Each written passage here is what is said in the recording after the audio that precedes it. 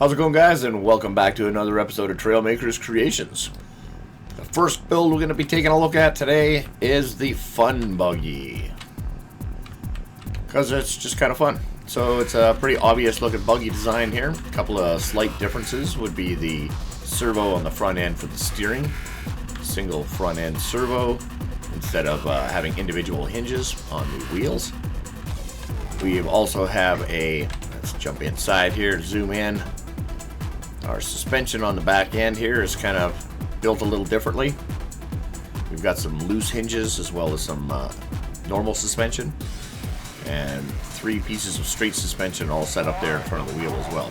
Unfortunately, again, only one connection point on the wheel itself, but that seems to work pretty well. For the weight that's in the back there, we've got quite a few motors back there. We've also got some spacebar thrusters in case we need those. The nice thing with the servo and the steering on the front end, again, it's just WASD controls and spacebar for your boost. The servo actually turns pretty quick, and you get a wild radius on your outside turning wheel, even with just a normal turning. So you get some power slide effect because of how quick that steering cranks around. And again, that's just using a single servo to connect the front end of the buggy. So this also has some fall dampening mini thrusters on it. You can see them underneath to theoretically help with the descent to the ground, so that you don't get all busted up like that. I was building buggies. I had decided to build a buggy, so I built this one first, and I realized it's too brittle.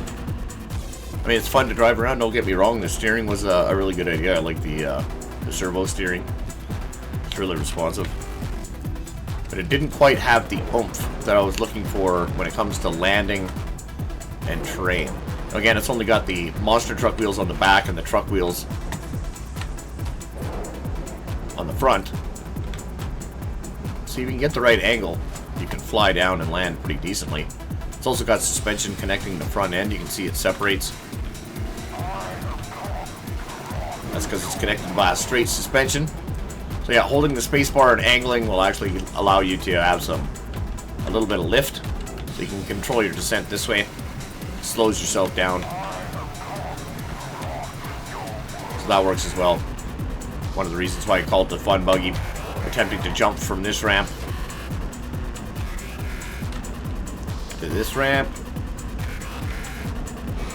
Oh, I knew that was going to happen. Not bad, not bad. We landed it though. So yeah, that's the Fun Buggy. I'll be uploading that to the shop. If you want to dissect that and build yourself a buggy. Alright, let's take a look at our next build. So after I finished building the Fun Buggy, I decided that I wanted a frame that could take a little more abuse without falling apart. So then I tried to build an entire frame out of just straight suspension. So what's cool about this is the steering on this isn't a servo on the front, but it's actually, and let's go into build mode. As you can see here, we've got all this straight suspension connected on the front, but we've got small hinges here and small hinges here. So these are our steering hinges. So this turns green. This turns green as well. So it all rotates, and the suspension in between gives you that play that you need to get the front end to twist. So if we go back in here and get in, you can see on the front end here when we turn, we get a bit of separation, but because those hinges in the front there are set to 0.1 for their stiffness and dampening, so they're actually really, really soft, and they compress when they need to, and then we get that steering. So that was kind of different as well. So this is the Bouncer Buggy, because it handles off-road terrain really well. So driving over rock terrain like this, it's like no problem. Takes jumps pretty good. It's got a lot of suspension, a lot of give in the frame because it's all suspension, right? So let's see, we can ride down these hills here. See if we can jump over the joust. Oh, this isn't going to end well. So again, this one's good for jumps as well. As you can see, it's got lots of suspension. It's got a couple of gimbals in the back here that are connected to those top sensors. And that is so that it self-rights itself when it rolls over. It's the only time those gimbals are used. So, good for, again, off-road stuff like this. You can see that suspension absorbs a lot of those bumps. And you don't lose any parts. It's got decent clearance. Could have more clearance, but I wanted some aerodynamics as well. These monster wheels are pretty heavy to tote around.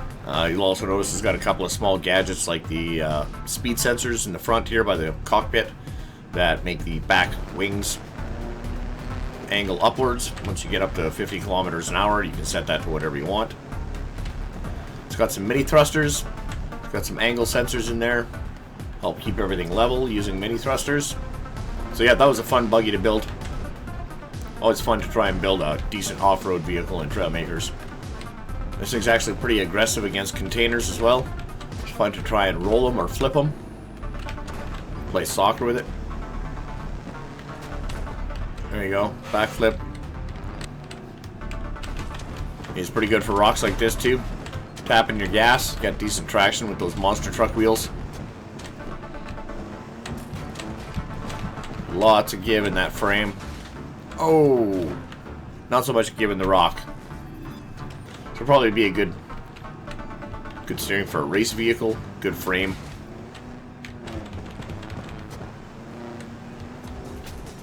Yep, that's the bouncer buggy. Very bouncy. Alright, let's head up to the carrier, see what we got for you next. So before we get to our next build, I'd like to share with you guys a couple of prototypes or designs that I've been working on. They're not finalized, but I don't know how much further I can actually take them. I've been trying to build tank tracks in Trailmakers. Not an easy task, because as soon as you separate your tracks from your main creation, they tend to act bizarre. Any moving parts, hinges, and stuff like that get all sparky and don't behave properly. So these are the best I were able to come up with. So this little miniature design here was the first prototype that I tried making, trying to make it as small as possible. So we can jump in here and hit number 1, which detaches our tracks. I tried using wheels on the inside of the tracks, and the wheels just don't like coming in contact with anything, so as soon as you try using them as a gear or anything on the inside of your tracks, they just start spazzing out and acting all bizarre, end up breaking your tracks. So I went with these smooth pieces that you can make into round cylinders, the small 1x2s that are rounded, and they seem to work pretty good. They don't have the same friction issues. Mind you, they don't have the same friction either, so it's pretty slow. But let's hit W and see what happens. Oh, careful now. Sometimes you gotta go a little bit backwards, a little bit forwards. Come on. Those hinges, the hinges lock up, so we're going to rebuild that. Hit number 1 again. And let's see if we can get them loose. Yeah, see, they seem a little loose now. So we actually have miniature tank tracks that are turning. They'll stay on there because you can see those small slopes that are on there, keeping them on the circles, and just using servos to drive them. And believe it or not, this little thing actually has tank steering when it works. So I can turn left or right just using my mini tracks. But I thought that was kind of interesting. I've been trying to make tank tracks in this game for a long time. So this was the first miniature version that I came up with. So once I came up with this, I tried making a larger version using just the rounded pieces rather than wheels on the inside as well. And I came up with this. So this one, as you can tell, is definitely larger. The tank track design is a square piece of shield with the 2x1 curved pieces and some hinges. Of course, loose hinges set to 0 strength. And then again, our rotating pieces on the inside that are acting as our wheels, and those are set on servos as well. So this is the same thing. Hit number 1 to detach our tracks. They are attached at the top here. We'll detach those. Number 1, again, or number 1, WASD controls. And those larger wheel pieces on here on the outside are supposed to be there to keep the track on. So we'll hit W. Oh, see, that happens a lot. Busted a track. You can see how that track works pretty well. If you can find the right configuration of those wheels on the inside, you could probably end up making a set of tank tracks that works pretty good. So this doesn't have the tank steering. Again, it does have forward and reverse. I think half the trick is just getting your hinges and your pieces to start moving properly, and then they'll actually roll fairly good. If you get one that's stuck, and it just ends up messing with it, just breaking pieces off. But that was the best way I found of making tank tracks so far in the amount of time I've been playing Trailmakers. So I challenge any of you out there to try and make some tank tracks as well, and try and actually make them functional. Like, these work, but I wouldn't try climbing over rocks with this thing and probably just end up breaking into pieces. But yeah, just thought I'd share that with you guys, let you know what I've been working on as far as that. And let's take a look at our final build. Alright, so our last build here is a little bit of a frame eater, as you can see. So what this is a mini game that is called Carrier Darts. So we're on board the carrier here. As you can see, it's quite a large setup. It's pretty wide. So basically the way you set this up, I'll explain that first. We have this set up here. And we have another one set up over there, at the other end of the carrier. As you can see, it's shooting. It's already doing its thing. So we have a seat here that we can get into. And with this seat, as you can see on either side, on the left, on the right, on the far sides, using A and D, we have land darts or land torpedoes that we can move to the left or to the right. And the point of the game is to, one at a time, taking turns back and forth, shoot one rocket down there, he shoots one rocket down here, and you're trying to take the seat down, the throne at the end here, where you're sitting. It's an indestructible seat, so you can't be knocked out of it, but you can if your seat touches the ground, right? If it basically falls, then the other guy wins. So the missiles are set up to 1, 2, 3, 4, 5, and 6, starting from the left side, working across to the right. And we have these blocks in front here, which are acting as our blocking mechanisms for absorbing the impact from those missiles. And you can see 3 auto-engaging, auto-tracking. They target me. So this is to help in the aid of shooting out the missiles before they get to you. But if they do manage to, if a missile does manage to get through and takes out any of these front row blocks here, which would be the yellow, the red, or the blue, then mounted on the green and purple, as we can see here with our suspension, those red pieces that are there, they'll actually get hit by those paddles and distribute a bunch of flak and a bunch of debris out in front to absorb the impact from any incoming missiles as well. So that's your secondary line of defense. And then all the rods that are sticking out here are actually wide enough that the missiles can get wedged in between those, and the missiles won't detonate because there's a sensor on the front of the rockets, and that needs to be close to its target for it to detonate the dynamite that's inside. So if they get wedged in between a couple of those rods, it won't detonate. So maybe part of a tactic to wedge one in there and then hit it with another one to try and blow it up. Double the damage.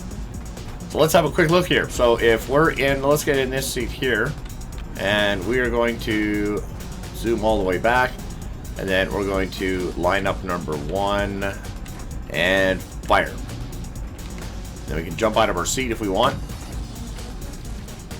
Wow, is it ever eating the frames? And that rocket will blister down here. Boom! Took out the red centerpiece. So as you can see, now we can take a look. Once those pieces dissolve, we can see the debris that gets thrown out. Okay, yeah. Hey. Damn autocannons. So we can see here the suspension pieces that get thrown out from the those paddles when this front section of brick goes missing, when it takes damage. So now incoming missiles should hopefully hit some of this before they have a chance to get to the actual blocks themselves. So now, if there was 2 players, again, this is a 2-player game. So now over here, I'm going to come and I'm going to say, okay, we're going to launch number 1. Say, aim for that blue brick. So we launch number 1. You can come flying up through the air here. Hopefully we don't end up shooting out our own missile. And let's see if these auto cannons do their job. And they did. So as you can see, it's a little risque where you want to be shooting. So this guy over here would be, and again, you could color the seats. You know, one could be red, one could be black. It could be black, white, whatever. Opposite colors, red, blue, yellow, green. Black and yellow, black and yellow. And then this guy's turn. So you just alternate taking shots back and forth. So now we'll move this one over a little bit to the left. It will say number 2. There goes number 2 on its way. And see if this does any damage. Will it get through? Yes, it does. Ba-boom! Takes out the green brick. And it looks like that guy there might have like 1 more shot, 2 more shots maybe, and he can get to the chair and blow it up. But that is the minigame. So this one piece here is the entire game. You just basically download as many of them as you want.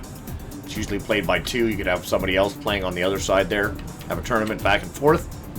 And you might even be able to get rid of like the thrusters again. That's all for appearance, right? You could probably get rid of that to help cut down on the frame rate too. So yeah, that's called carrier darts. If you're looking for a mini game to try, that's kind of fun. Or a good idea to try and build something like this. Something that can absorb damage from explosives without destroying the entire thing in one shot. Alright guys, that's all I got for you in this video. Thanks for watching. Thanks for tuning in. Thanks for hitting that subscribe button. Don't forget to hit that notification bell so you'll know when the next video comes out. If you like what you see here, check out this content on the end screen. And we will see you guys in the next one. Ciao.